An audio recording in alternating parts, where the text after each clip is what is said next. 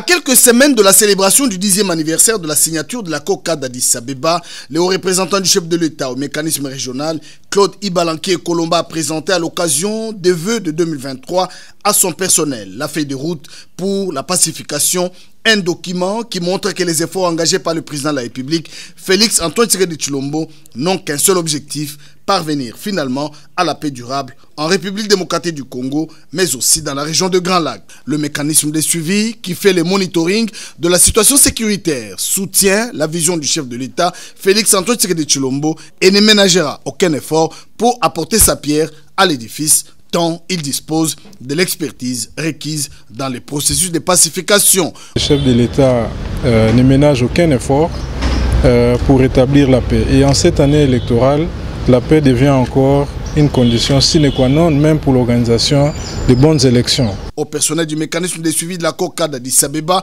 le haut représentant du chef de l'État, Claude Ibalanki, les a exhortés à rallumer davantage la flamme de l'abnégation et du professionnalisme pour élever les défis de la paix. 2022 aura été, malgré l'agression dont est victime notre pays par le Rwanda, Claude Ibalanki se félicite de l'organisation réussie du 10e sommet de chefs d'État et de gouvernement des pays signataires de la COCA d'Addis Abeba pour la paix, la sécurité et la coopération dont la RDC garde encore la présidence. J'appelle à chaque Congolais et chaque Congolaise de devenir acteurs de la paix. L'histoire de la paix ne concerne pas seulement les présidents de la République, l'armée ou les services de sécurité et de défense, mais c'est aussi un problème des citoyens. Si tout le monde devient le protecteur de ces pays, l'ennemi n'aura pas de l'espace pour opérer dans ces pays. Parlant justement des élections, il a invité les Congolais à s'enrôler massivement pour offrir au chef de l'État Félix Antoine Tshisekedi Tshilombo un deuxième mandat et une majorité écrasante au Parlement.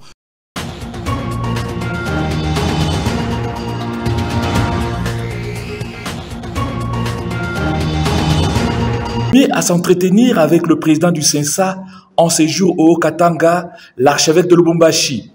Monseigneur Fulgence Mouteba, qui prône le vivre ensemble entre Katangais, soutient la démarche de Joseph Olenga-Nkoy dans cette recherche de la cohésion nationale.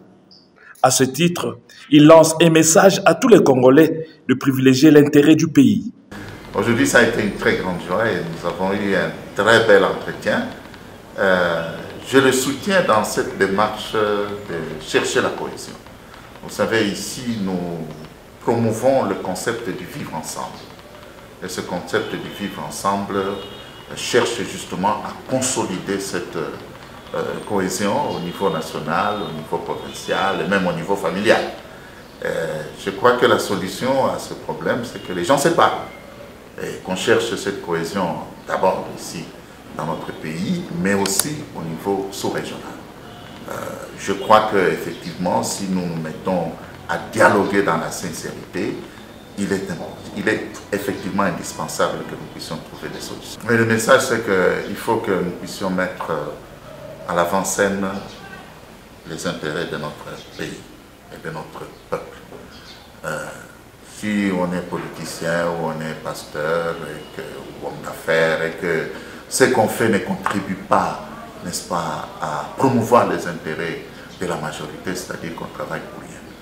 Il est important que chacun puisse mettre du sien pour que nous puissions, n'est-ce pas, retrouver cette cohésion et que nous puissions travailler dans la sincérité pour l'avancement de la démocratie, en toute justice, sans exclusion, qu'on puisse valoriser toutes les forces que nous avons, toutes les énergies humaines, toutes les intelligences et toutes les compétences. Si on les met ensemble, je pense que nous pouvons trouver des solutions à tous les problèmes qui se posent dans notre pays.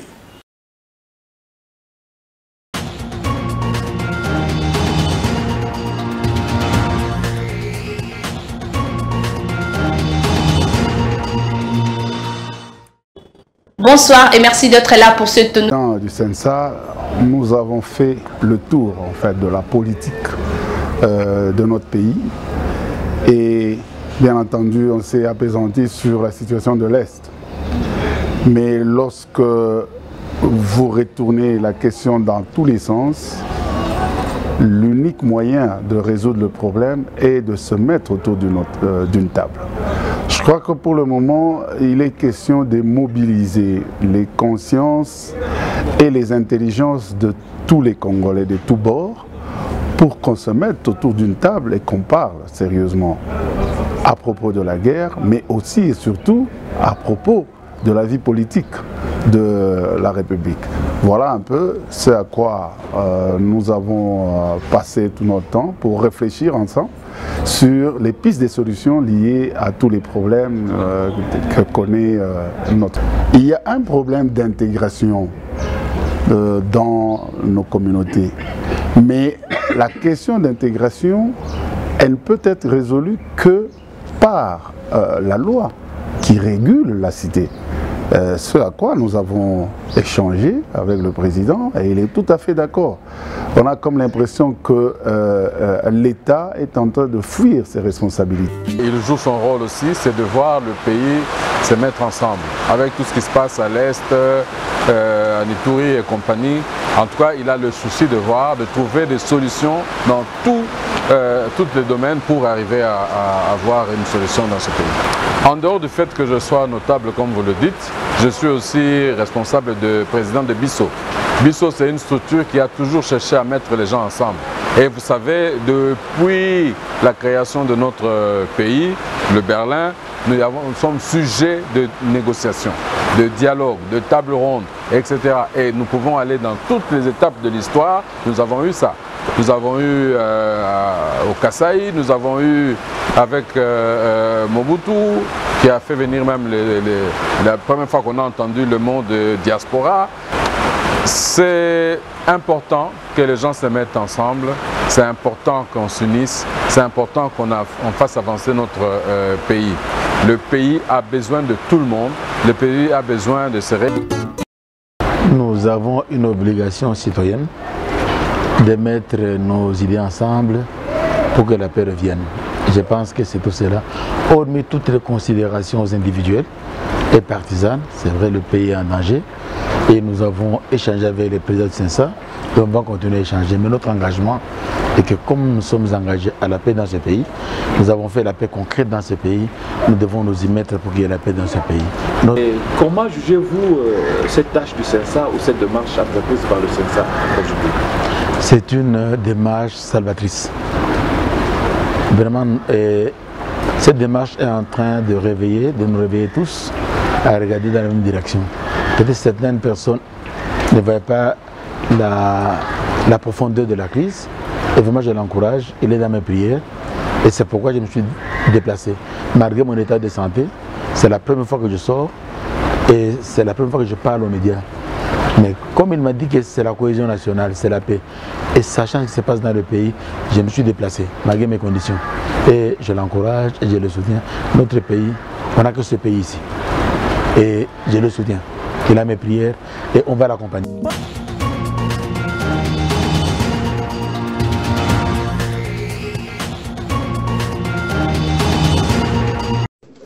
L'inspection générale des finances qui contrôle actuellement les travaux de la réhabilitation du marché central de Kinshasa, de la route Lingessa, de l'avenue Kikwit et celui de l'implantation de plus de 2600 poteaux de l'éclairage public, a invité dans ces installations les autorités de la ville de Kinshasa ainsi que toutes les entreprises impliquées dans l'exécution des dits travaux pour obtenir des explications sur la lenteur constatée dans tous ces contrats.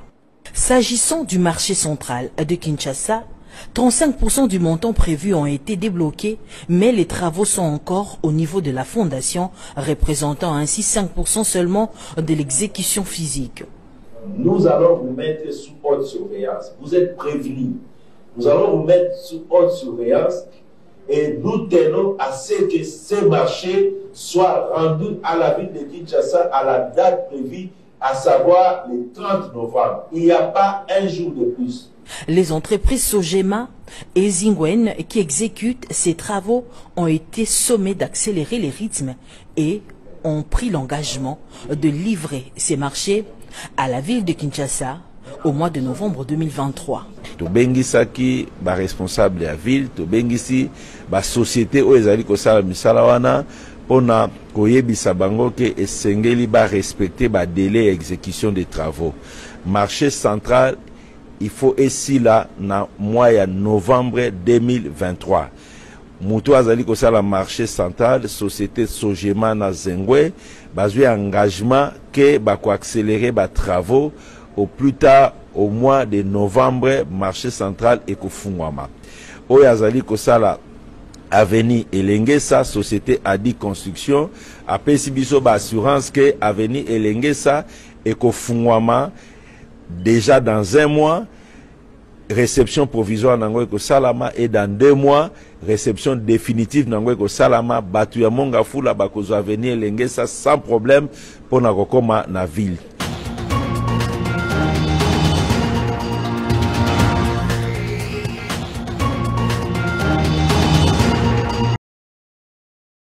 Le territoire de Kabare dans la province du Sud Kivu est désormais doté d'une polyclinique moderne et bien équipée, dont de la fondation Claudine Doucimois Kembe, inaugurée depuis le 5 janvier dernier dans la localité de Buhozi, à quelques dizaines de kilomètres au sud de la ville de Bukavu, par la ministre de l'Emploi, Travail et Prévoyance sociale.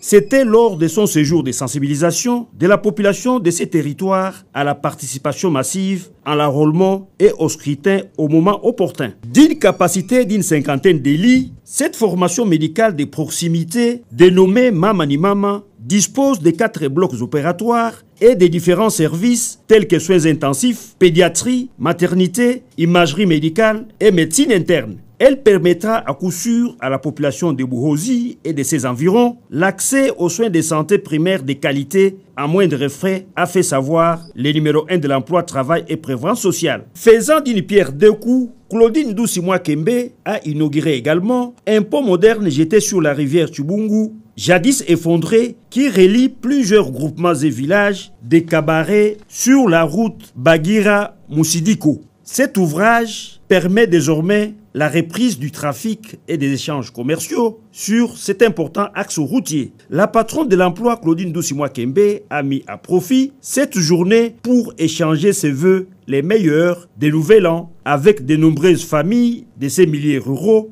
et les jeunes qui constituent sa base naturelle. Elle a aussi procédé à la remise des dons de nouvel an constitués essentiellement des tôles, clous, couvertures, casseroles et autres vivres aux nombreuses familles sinistrées, victimes des incendies au courant de l'année dernière.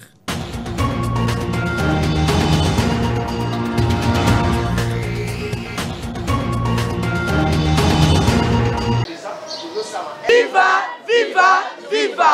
Elongo na boso, toko kende liboso, toko zoma simate, didi.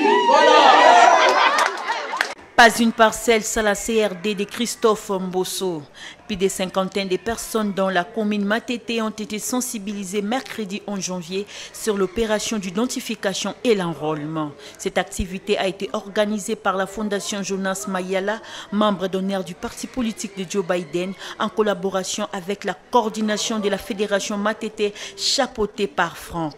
Jonas Mayala, absent mais représenté, a informé les Matétois sur l'air et l'importance de l'enrôlement.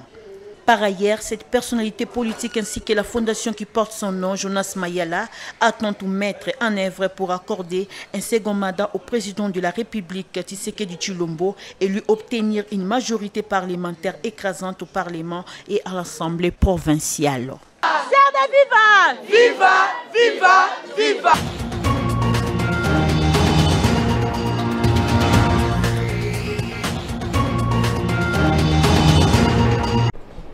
Le ministre de l'enseignement primaire, secondaire et technique, Tony Mwaba Kazadi, a mis en place un cadre permanent de concertation entre le gouvernement et les confessions religieuses sur la gestion des écoles pour la pérennisation et la consolidation de la gratuité de l'enseignement primaire. Soucieux de la bonne marche du sous-secteur de l'éducation qu'il dirige depuis le mois d'avril 2021, le ministre de l'enseignement primaire, secondaire et technique a, dans sa communication, soulevé l'importance que revêt ce cadre et a avancé la raison de la réforme amorcée et le bien fondé de cette nouvelle convention. Aujourd'hui, nous nous sommes réunis dans le cadre d'une commission que nous avons mise en place qui n'est rien d'autre que le cadre de concertation permanente entre les ministères et les confessions religieuses qui ont reçu mandat. C'est cette commission-là que nous avons mis en place et c'est ce cadre de concertation-là qu'on a mis en place par un arrêté ministériel pour que nous puissions nous réunir régulièrement et à chaque fois qu'il y a des besoins pour essayer d'harmoniser nos vues. Et c'est également une occasion de partager avec eux les objectifs du gouvernement dans notre sous-secteur, la pérennisation et la consolidation de la gratuité. Pour les révérends Israël Dodo Kamba, représentant légal des églises de réveil au Congo, il y a lieu de se réjouir parce que les questions relatives à l'enseignement trouvent désormais un cadre de concertation. Ce que son Excellence a fait aujourd'hui nous permet, nous chefs de confession religieuse, de savoir que nous avons la part des responsabilités. En même temps, s'il y a un message à passer auprès de la hiérarchie de son Excellence et de la population même, c'est que nous voyons aujourd'hui des innovations. Vous vous rendez compte que depuis 1977, ces choses ont existé, mais on n'a jamais eu un cadre qui réglemente beaucoup de soucis dans ce secteur. On nous donne l'occasion de pouvoir prendre les choses à bras-le-corps. Et nous demandons à ce que la tâche lui soit facilitée. Pour les deux partenaires, cette réunion matérialise la création, les lancements et la tenue de rencontres de concertation, d'échanges de vues, d'opinions et d'expériences pour le renforcement de la gouvernance de ces sous-secteurs de l'éducation.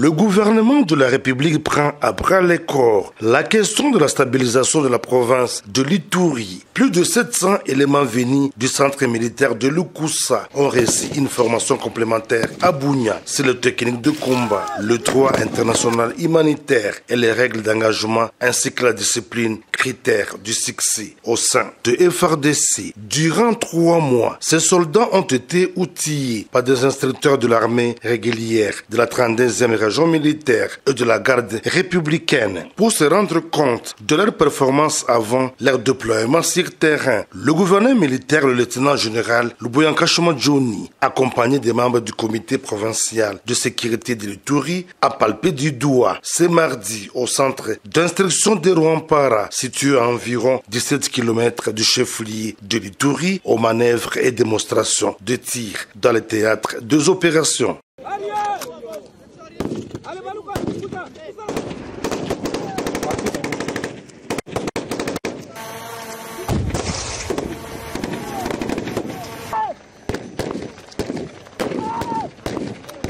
Occasion pour le commandant des opérations militaires à Ituri, le lieutenant général Luboyanka Johnny, de rappeler aux groupes armés réfractaires au respect de leurs actes d'engagement des processus de paix. Dans les cas contraires, ils seront mis hors d'état de nuire, prévient l'autorité provinciale. Que ce soit les groupes armés locaux ou étrangers, les gens ont signé des actes d'engagement. Et donc, ils doivent respecter ces actes d'engagement-là. Si vous ne respectez pas les actes d'engagement, bon, on va vous engager, nous allons vous neutraliser. Hier à Drodo ou avant-hier à Drodo, vous avez vu que ceux-là qui sont venus, qui n'ont pas respecté les actes d'engagement, mais on les a traités comme tels. Et nous avons perdu des civils pour rien parce que les gens veulent jouer à la provocation. Tantôt c'est elle qui provoque ici, tantôt c'est l'autre qui provoque là-bas. Mais à quoi ça sert ce jeu-là? Non, abstenons-nous. Hein? Il faut avoir l'amour pour notre province. Je le répète encore, il faut avoir l'amour pour notre province et l'amour pour la population. Ça ne sert à rien de jouer au Rambo ici, parce qu'à la fin, ce sont les civils qui tombent sur les champs. Parce que les militaires, vous le savez bien, ils savent comment se protéger. Le déploiement de ces nouveaux bataillons baptisés Tigre vient galvaniser et consolider les objectifs conquis par les forces armées en cette période de l'état de siège, dont la mission première est la restauration de la paix dans tous les coins et recoins de la province de l'Ituri, tel est le vouloir du président de la République et commandant suprême de FARDC et de la PNC, Félix Antoine Tshisekedi Tshilombo.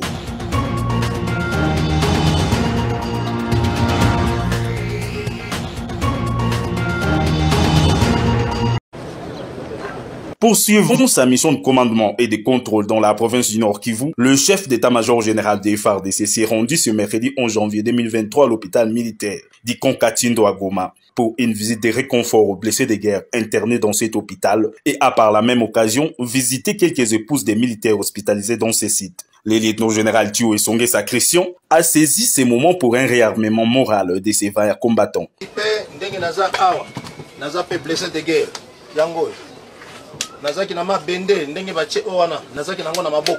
Pendant une année, il a avant son départ posé un geste de compassion en laissant une enveloppe contenant une somme d'argent à ses militaires. Juste après, le numéro 1 de l'armée a pris la direction de l'état-major de la force régionale de l'EAC. À son arrivée, il a été accueilli par le commandant de la force de l'EAC, le général Jeff Nyaga. Celui-ci a, au cours de cette visite, fait un briefing à l'intention du chef d'état-major général sur les déploiements des militaires de l'EAC aux opérations. Le général Thio a donné quelques orientations au commandant de la force et a émis le vœu de travailler ensemble pour l'intérêt de la région. Autre étape, Mubambiro, à Sake dans les territoires de Massissi. Le chef d'état-major général a y à tenir sur les liens une causerie morale à l'intention des militaires cantonnés sur ces sites, en provenance de Kisangani. Dans sa causerie morale, le général Thio a prêché la discipline et a rappelé à l'ordre ses militaires en ce qui concerne l'utilisation abusive des réseaux sociaux dans les opérations. J'insiste beaucoup plus sur la discipline. La discipline. Makambo oyo tozomona des fois na opération ba militaire bozana ba téléphone na opération bokomi kozwa ba image ba réseaux sociaux eza malamu te. Dernière étape de sa série de visites, Kilimanyoka, situé à 2 km de Kibumba dans le territoire de Nyiragongo, où le chef d'état-major général a inspecté les unités déployées sur les lieux. Dans les secteurs opérationnels Nord Kivu Sukula 2, sur la ligne des fronts, et aujourd'hui nous avons reçu une visite de marque. Donc le chef d'état-major général.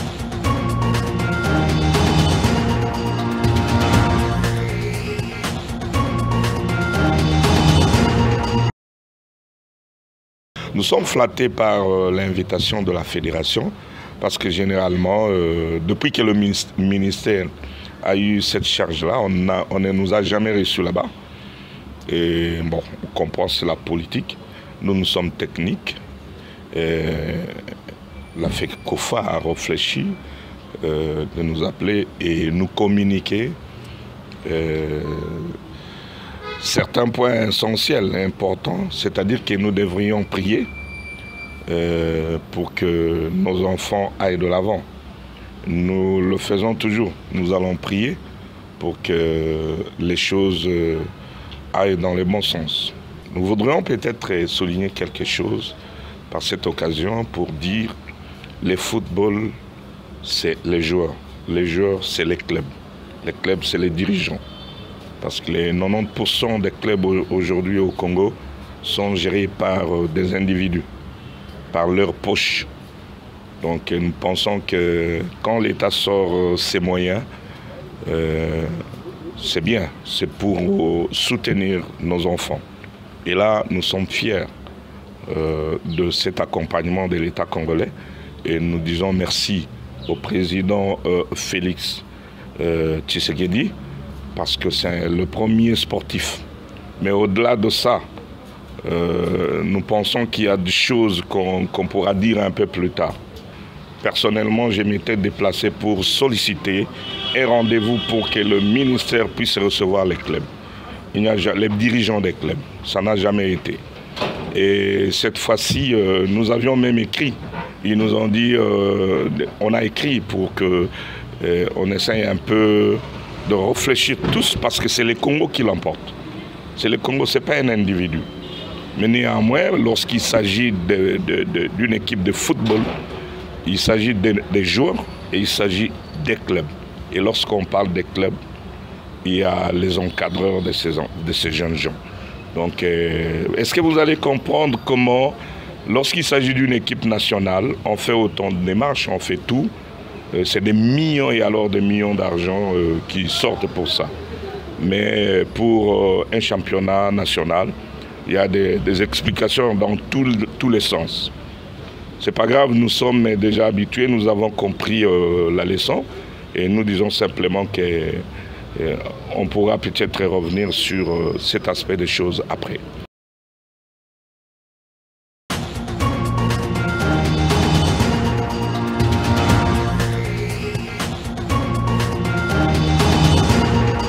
En tant qu'équipe nationale de la République démocratique du Congo, nous venons en conquérant. C'est tout à fait normal. Et on a gagné 2 fois le CHAN. Il est tout à fait clair que nous venons en conquérant pour une 3e étoile. Donc les ambitions sont claires. Après, le foot reste ce qu'il est. Hein. Entre ce qu'on prévoit et ce qui arrive, il peut y avoir un décalage. Mais l'effort est que nous puissions être non loin de nos objectifs.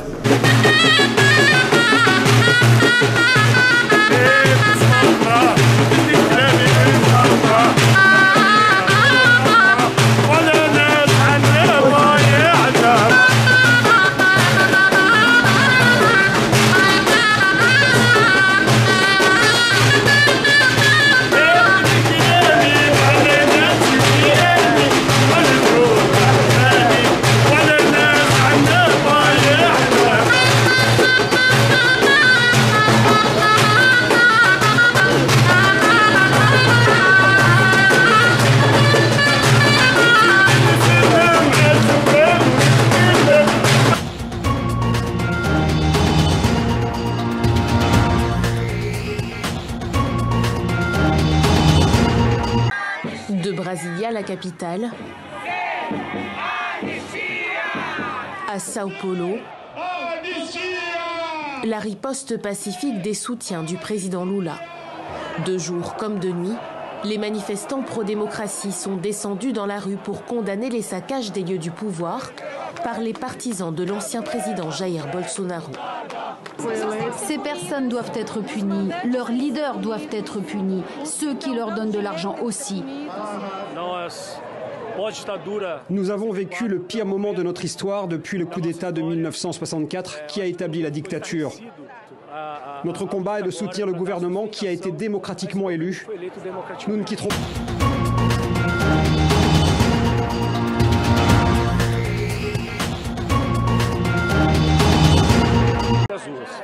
Une journée noire, condamnée un peu partout dans le monde.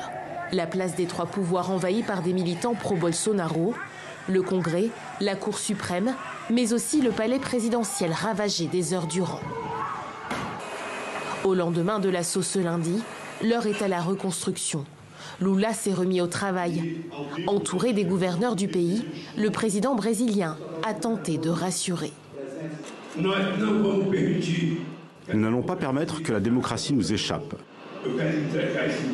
Je veux vous rendre ce pays dans un meilleur état que le pays que j'ai reçu et avec une démocratie beaucoup plus consolidée. À la nuit tombée, cette image symbolique sur la rampe du palais du Planalto, siège du gouvernement.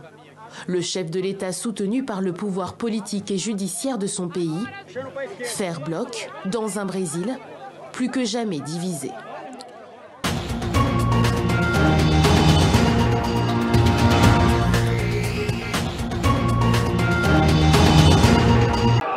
Un mois après son arrivée au pouvoir, Dina Boluarte, la présidente péruvienne, reste la cible des contestataires. Les manifestations s'étaient apaisées pendant les fêtes, mais depuis 5 jours, les affrontements avec les forces de l'ordre reprennent. Au moins 17 personnes ont perdu la vie dans la journée de lundi. Les policiers nous tiraient dessus. Je crois qu'il y a 5 blessés et un mort. Nous demandons à la présidente Boluarte de démissionner parce que, Dina Boluarte, vous êtes une meurtrière. Beaucoup de gens meurent à cause de vous. Vous devez l'accepter. Le peuple ne veut pas de vous. Les manifestants